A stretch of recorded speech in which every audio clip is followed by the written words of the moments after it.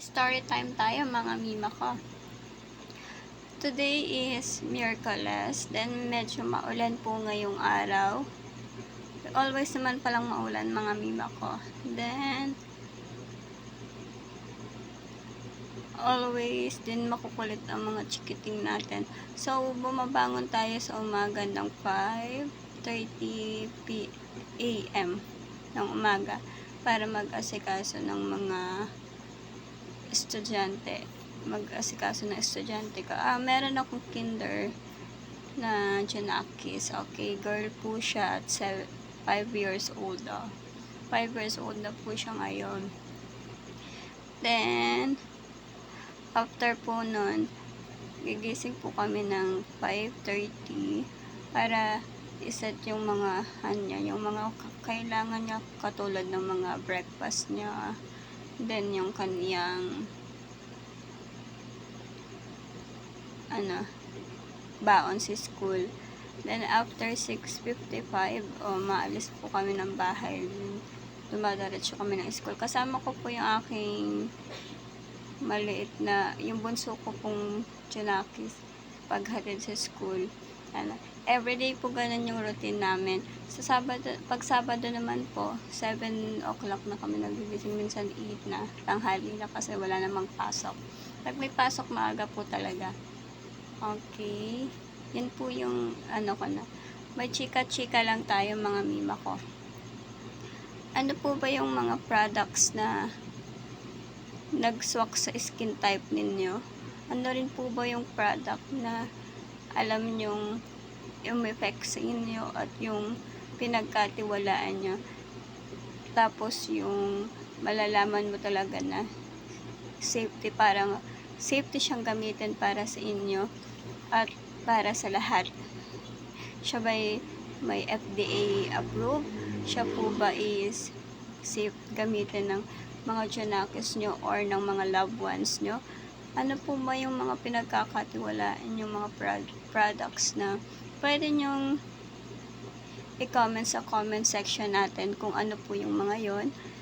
Ako kasi meron po akong product talaga na pinagkakatiwalaan since 2023 hanggang 2025 mga mima ko. Since nag-start ako as affiliate, siya po talaga yung pinagkatiwalaan ko.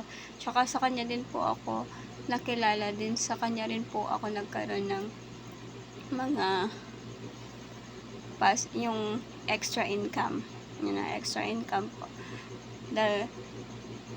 Naging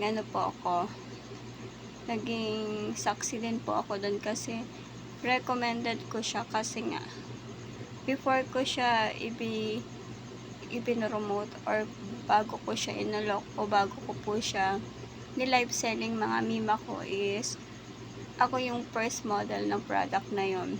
Ako yung first ever na gumamit po ng product na yun before ko po ipinakilala or before ko po siyang ipinromote or ginawa ng mga promotion videos o mga ganun po. Bago ko siya nila live selling mga mima ko. Okay, nung nag-try po ako, gumamit po muna ako ng mga 1 week kung ano po yung effect sa akin. Kasi yun yung unang-unang product na ginamit ko po nun.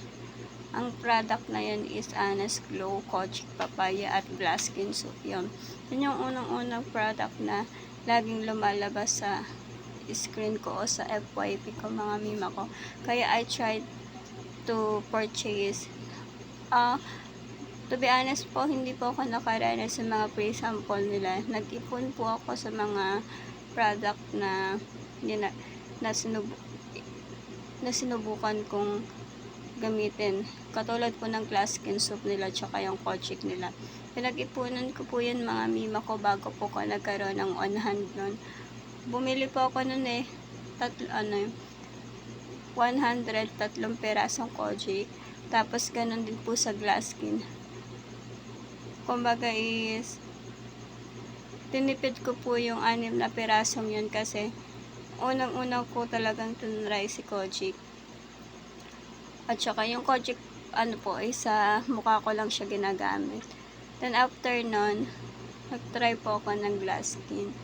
Pagkatapos, sobrang tagal din yung matunaw guys Hindi po siya kagaya ng sabon na kapag binasa nyo is mabilis pong matunaw. Hindi po, mabagal po siyang matunaw. Kaya lang po, ang recommended to use po ng sabon ni Honest Glow ay 7 years old pataas, basta may guide po kayo. Yan po yung unang-unang sabon na ginamit ko. Nagkaroon ako ng micropeeling dun, 2 weeks yan. 2 weeks po, nagbabalat-balat na po ako noon. Noong una, hindi ko nararamdaman yung medyo konting hapdi. Konting hapdi po kasi yun kapag nag-start ka mag-micropeeling. Lalo na po sa face lock natin, mga mima ko. Yan. Nagkaroon ako ng konting hapdi dito. Kasi ang dami po talagang dead skin or na nag-micropeeling po ako nun. Okay, nagtuloy-tuloy na po yun. Yan yung pinagkatiwalaan kong product dun. Yun rin po yung binebenta ko sa live selling ko hanggang 2024. Okay, 2024 kasi 2023 ako nag-start. Nag-stop lang po ako mag-promote ng product nila nung last na tumigil po ako sa pagla-live selling, mga mima ko. Pero nag-aano pa rin po ako. Nagpo-post pa rin ako ng videos sa mga Kojic papaya nila. Ang hindi ko lang talaga na-try, mga mima ko, mga bagong labas nilang glass skin serum lotion at saka yung aloe ice lotion, yung sunflower. Yan, tsaka yung ang na-try ko sa kanila ay yung Glow 190 soup. Yan, Glow 190 soup at saka rejuvenating set nila, na-try ko na rin po yan. Glow 190. Tapos yung first rejuvenating set nila, na-try ko na din po yan. Pero masiyang po ako dun sa sa rejuve na isa. Yung first rejuve nila. Then after nun, nagamit ko na rin po yung nila. Yung Snail Bright. Yung aloe ice soup. Tapos yung glass skin at Kojic, mga mima ko. Isang sabon pa lang hindi ko natatry sa kanya. Yun yung sunflower na bagong labas nila noon. Yan, hindi ko pa siya natatry. Pero natry ko po lahat ng sabon. Doon po sa isang sabon, hindi ako masyadong hiyang. Doon sa Snail Bright. Medyo nagkakaroon po ako ng irritation doon. Pero tinuloy ko po yan ng 1 week. Inubos ko po muna siya. Ginamit ko po siya ng 1 week, mga mima ko. Then, December, kaya naman po hindi ko natatry din yung isa pa nilang product, yung Pink White capsule nun is breastfeeding mom po kasi ako nun. Bawal po sa lactating mom ang mga kapsula.